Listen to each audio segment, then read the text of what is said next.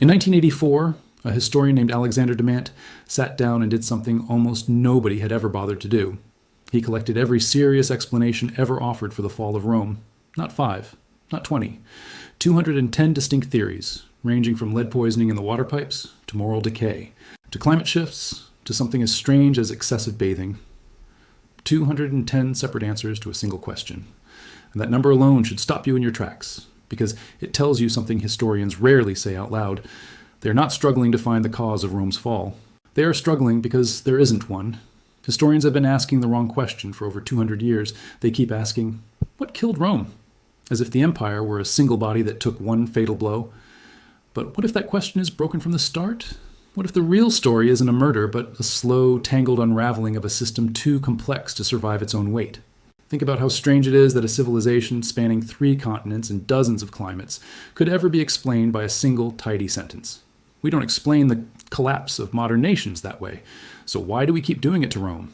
By the end of this video, you will understand why 200 historians could not agree, and why that disagreement is itself the real answer. Here is the story most of us were taught, whether in a classroom, a documentary, or a popular meme. Rome was once great. Legions marched across 3 continents. Aqueducts brought water to 1 million people. Then, slowly, the empire grew soft. Emperors became decadent. Citizens grew lazy and entitled. The military weakened. And then, in 476 AD, barbarian tribes swept in, sacked the city, deposed the last emperor, and the greatest empire in history collapsed overnight. It is a clean story. It has a beginning, a middle, and an end. It has a villain in the barbarians, and a moral in decadence leading to downfall. It is also, in almost every important way, wrong. The date 476 AD was not chosen by the Romans who lived through it. It was chosen centuries later by historians looking backward, trying to draw a neat line across a process that had no single ending. The people living in Italy in 476 did not wake up the next morning to find their world destroyed. Many of them barely noticed. Farmers still worked their fields. Merchants still traded in markets. Bishops still wrote letters in Latin discussing theology and local politics, rarely mentioning any dramatic rupture. If the fall of Rome had truly been the sudden violent catastrophe of popular imagination, we would expect the written record to scream about it. Instead, it barely whispers. So let's state the actual argument of this video clearly, right now, so you know exactly where we're going. Rome did not fall in a day, and 476 AD was not really the end. The collapse of Rome was the result of multiple interconnected pressures, arriving together, feeding on each other, compounding each other's damage, until the system that had held together for centuries simply could not hold any longer. This is not a story about one cause. It is a story about how complex systems break when several failures happen at once. Climate, disease, currency, military structure, and political fragmentation did not act separately. They acted as a single tangled knot, and by the end of this video, you will see exactly how each thread pulled on the others. Think of it less like a building demolished by a wrecking ball, and more like a bridge that has been quietly rusting for 300 years, each new stress adding weight the structure was never designed to hold, until one final ordinary storm was enough to bring it down. The storm gets remembered, the 300 years of rust get forgotten. This video is about the rust. Let's start by taking apart the myth itself, because the fall of Rome story is built on a foundation that barely holds up. In 476 AD, a Germanic military leader named Odoacer removed the Western emperor, a teenager named Romulus Augustulus, from the throne in Ravenna. He did not burn the city. He did not slaughter the population. He simply told the Eastern Roman emperor in Constantinople that the West no longer needed its own separate emperor. And he began ruling Italy himself, technically as a representative of the East. Roman law continued. Roman administration continued. Roman culture, language, and religion continued for generations. The Senate in Rome still met. Latin remained the language of law and scholarship. Roman aristocratic families kept their estates, their titles, and much of their wealth. Odoacer himself did not declare himself a king independent of Rome in the way later legend imagines. He ruled with Roman titles, Roman bureaucrats, and Roman legal codes still in force underneath him. This does not look like a collapse. It looks like a merger, or a transfer of power dressed in continuity. So why do we treat 476 as the death of Rome? Because 2 writers, centuries apart, needed it to be true. A chronicler named Marcellinus comes, writing in the court of Emperor Justinian decades later, described the event dramatically to support Justinian's political goal of reconquering the West. If the West had fallen, then Justinian's armies were not invading foreign territory. They were restoring what had been lost. It was propaganda dressed as history, Later, Renaissance and Enlightenment historians, hungry for a clean narrative that fit their own theories about the rise and fall of civilizations, seized on this same date and turned it into a symbol. The claim was simple. Rome fell in 476. The evidence tells a messier story. Institutions persisted, culture persisted, and the transition was gradual. The counter-narrative is this. What we call the fall was actually a transformation. One stage in a process that had already been unfolding for over a century and would continue for centuries more in the East, where the Roman Empire, as Byzantium, survived for another 1,000 years.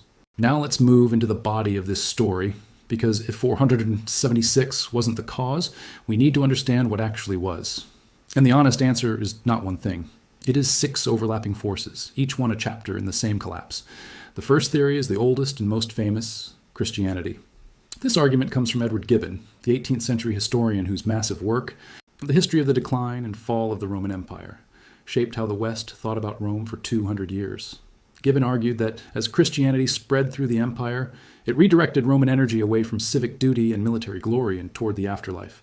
Ambition, he claimed, was replaced by humility. Warriors became monks. Resources that once built roads and legions now built monasteries. There is real evidence here. Christian emphasis on peace and otherworldly reward did shift certain cultural values, and church institutions did absorb wealth and manpower that previously flowed toward the state. But the counter-argument is strong. The Eastern Roman Empire was just as Christian, arguably more devoutly so, and it survived for 1,000 years after the West fell. If Christianity alone caused collapse, the East should have collapsed too, and faster. There is also the matter of timing. Christianity did not become the empire's official religion until Theodosius made it so in 380 AD, decades after the economic and military crises of the 3rd century had already devastated the empire. If Christian pacifism were the root cause, we'd expect the decline to begin after mass conversion, not generations before it. The conclusion most modern historians reach is that Christianity was a real factor in reshaping Roman culture, redirecting resources and attention in ways that mattered, but it was not a primary cause of collapse. It is one thread in the knot, not the knot itself, and treating it as the whole explanation says more about Gibbon's own Enlightenment biases against organized religion than it does about the actual mechanics of Roman decline. The second cause is economic, and this one is brutal in its clarity. It starts with a coin called the denarius, the backbone of the Roman monetary system. In the early empire, this silver coin held close to 90% pure silver, but as military spending exploded, as emperors needed to pay soldiers, bribe rivals, and fund endless wars, they began quietly reducing the silver content. The middle of the 3rd century, the denarius contained less than 5% silver. This is called debasement, and its effects were catastrophic. As the coin's real value collapsed, prices for goods skyrocketed. Historians estimate inflation during this period reached levels that made basic trade nearly impossible in some regions. Farmers stopped trusting currency and reverted to barter. Tax collection, which depended on currency, became a nightmare, forcing the state to demand payment in goods instead of coin. This fractured the unified economic system that had connected Britain to Egypt to Syria for centuries. Regions became economically isolated from each other. Trade routes shrank. Wealth pooled locally instead of circulating imperially. Emperors responded by raising taxes further, which pushed small farmers into debt, forcing many to sell their land to wealthy aristocrats and become tenant laborers instead of independent citizens. This concentrated land and wealth into fewer and fewer hands, hollowing out the middle class that had once formed the backbone of Roman civic life and military recruitment.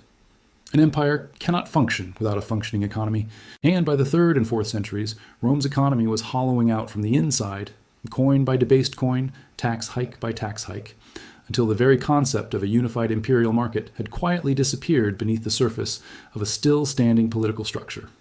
The third cause is one that historians only began taking seriously in the last 2 decades, thanks to advances in ice core and tree ring data, climate change. For roughly 200 years, from about 200 BC to 150 AD, the Mediterranean experienced what climatologists now call the Roman climate optimum, a period of unusually stable, warm, and wet weather. This climate was a gift. It allowed for predictable harvests, population growth, and agricultural surplus that fed cities and armies alike. But starting in the 3rd century, this stability broke down. Volcanic eruptions, shifts in solar activity, and changing ocean circulation patterns triggered a cooling and drying trend across the empire. Droughts became more frequent and more severe, especially in North Africa, a region that had functioned as Rome's granary. Agricultural output declined precisely when the empire needed it most, during a period of expanding military costs and growing population pressure.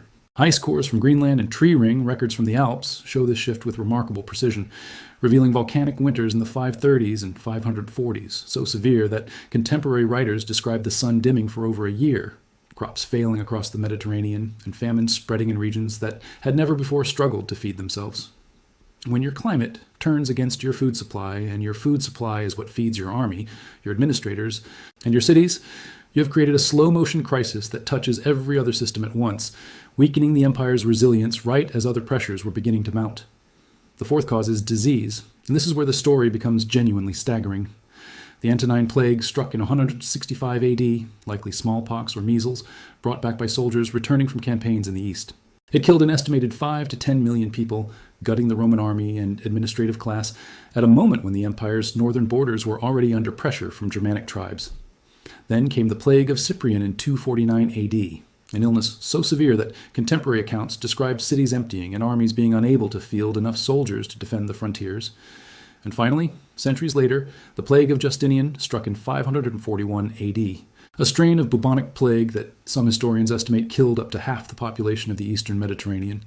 Each of these plagues arrived precisely when the empire could least afford them, stripping away the tax base, the labor force, and the military manpower needed to respond to every other crisis unfolding at the same time.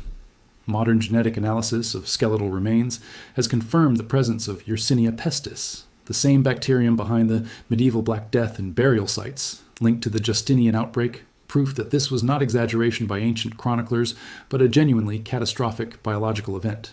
Disease did not just kill people. It kicked out the legs from under an already strained system again and again across 4 centuries, arriving at precisely the moments when Rome could least afford to lose farmers, taxpayers, and soldiers all at once. The fifth cause is military, and it is deeply tied to everything we have already discussed. As the tax base shrank from economic collapse, and as the population shrank from plague and famine, Rome could no longer recruit or pay enough of its own citizens to fill its legions. So it turned to a system called the foederati, recruiting entire barbarian tribes as allied military units, often led by their own chieftains rather than Roman officers. This solved an immediate manpower problem, but it created a long-term structural weakness. These foederati soldiers had no deep loyalty to Rome itself. Their loyalty was to their own leaders, their own tribes, and increasingly to whoever paid them best or promised them land. By the 5th century, some of the most powerful military figures in the Western Roman world were not Roman generals in any traditional sense. They were barbarian warlords who had been absorbed into the Roman command structure, and who eventually realized they no longer needed the emperor at all. Roman generals of this period, men like Stilicho and Aetius, were themselves of partial barbarian descent, deeply skilled commanders who nonetheless struggled to command the full trust of the Roman aristocracy, and who were often betrayed or executed by the very emperors they had protected. Odoacer himself, the man who removed the last Western emperor, had risen through exactly this system, a career soldier of Germanic origin who understood that the imperial title had become largely symbolic while real power rested with whoever controlled the armed forces on the ground.